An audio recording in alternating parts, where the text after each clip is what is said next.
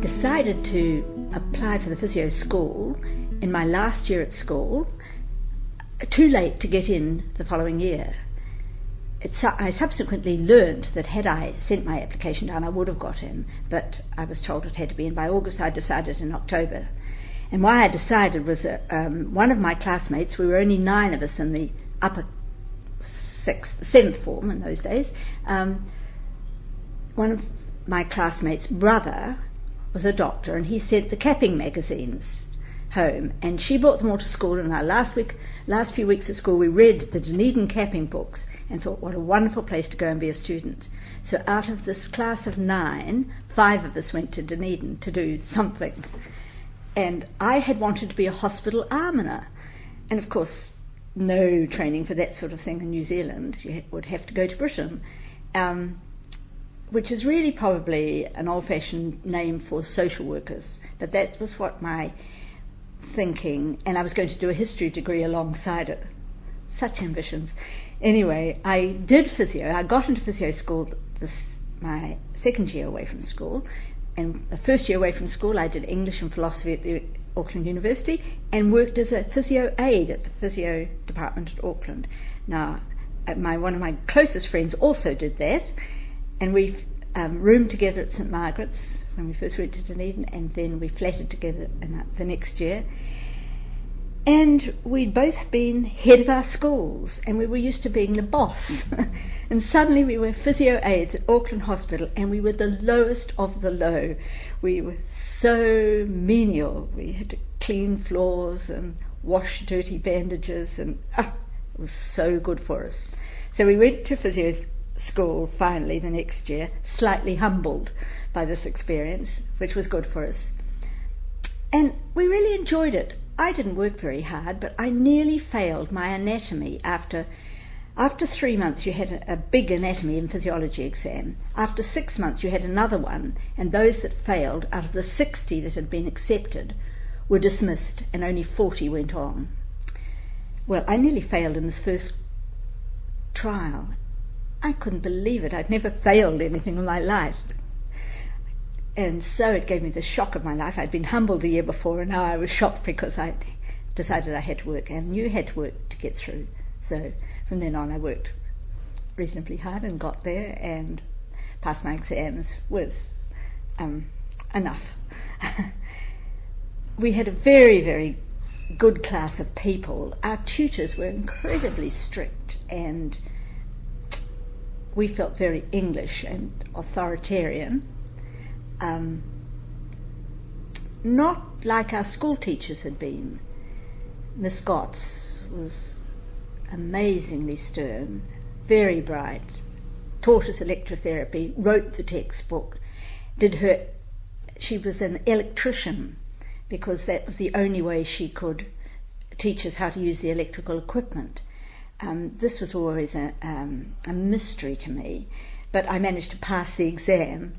We also did physics at the university, and the woman that taught, Ag Blackie, taught us physics. Now, she had taught many of my classmates' fathers who'd done medicine, and she would say to them, "You're not as bright as your father."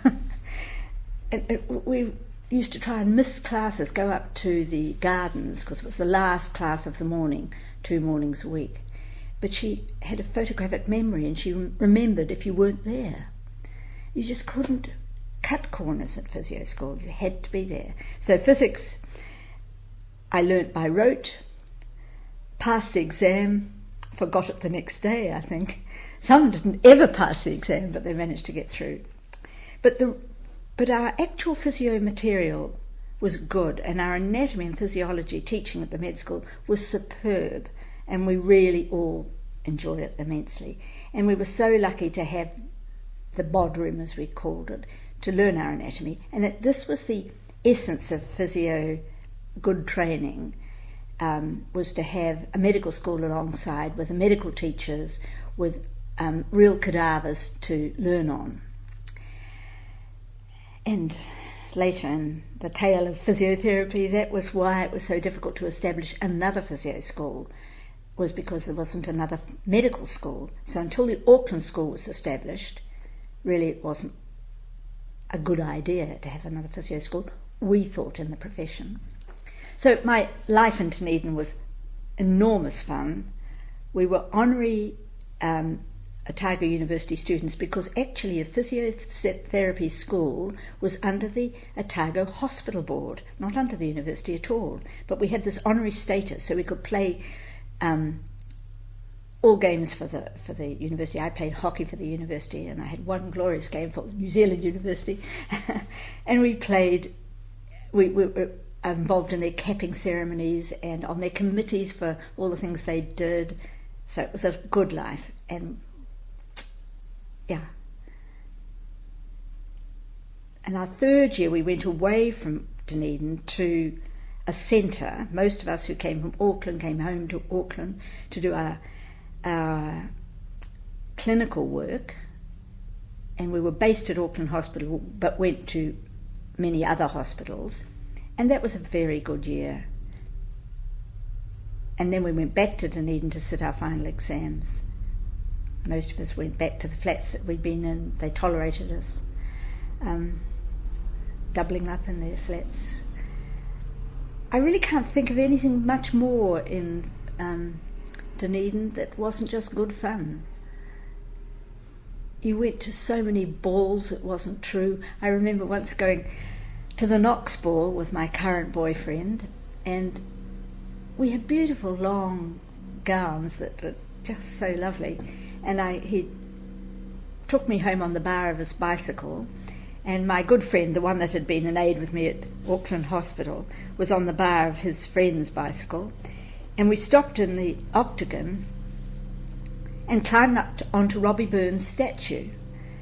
And we were sitting up there in our ball gear, quoting Robbie Burns to each other. And, there was no alcohol at the Knox ball. It was just dry. So this was all sheer exuberance of youth. And suddenly police cars surrounded the statue, and we were lights blazing on us, and we were told to get down. And it so happened that the two boys' fathers were doctors in Auckland, and so was my friend's father. And it was in the Auckland newspapers that Dunedin students had been had up by the police for climbing on public statues in the middle of the night. It couldn't have been more innocent if it had tried, but anyway, my father was duly shocked, and we all were reprimanded, but goodness me, when you think of it now, it's such innocent fun. So we went all the rest way home on the bar of a bicycle again. I think about 2 students had cars.